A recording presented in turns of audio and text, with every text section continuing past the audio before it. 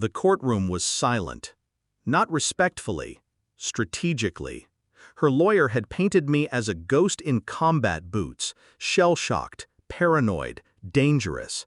Then she brought in my old CO, Colonel Reese. I hadn't seen him in 6 years. He took the stand, uniform crisp, voice colder than I remembered.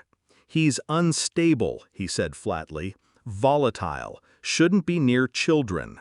My daughter's eyes flicked to me, then dropped.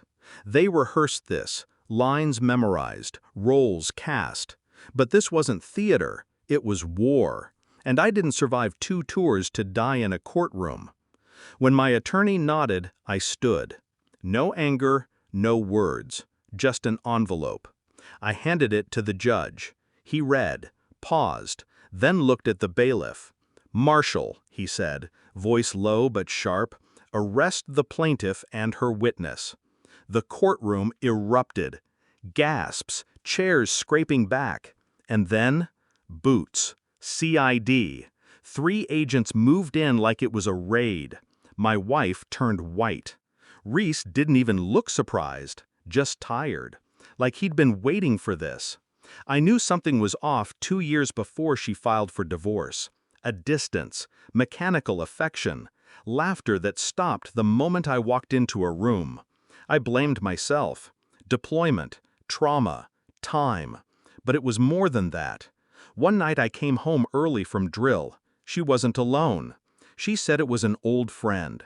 He stood too straight, used words like hoo-ah and objective.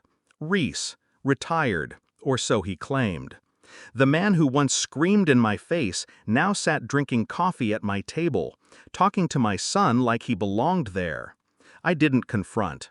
I observed. I watched him leave, watched her close the door softly behind him.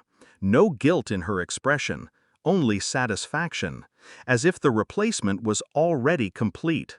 She filed a year later, requested full custody, sole, no visitation, no appeals. My kids sleep peacefully now. The nightmares stopped. The whispered questions about where mommy went faded like smoke. I don't speak ill of her. I don't need to. Children understand absence better than they understand lies. And Reese? The uniform won't save him in court. The medals won't testify on his behalf. He taught me how to follow orders, but I taught myself how to wait.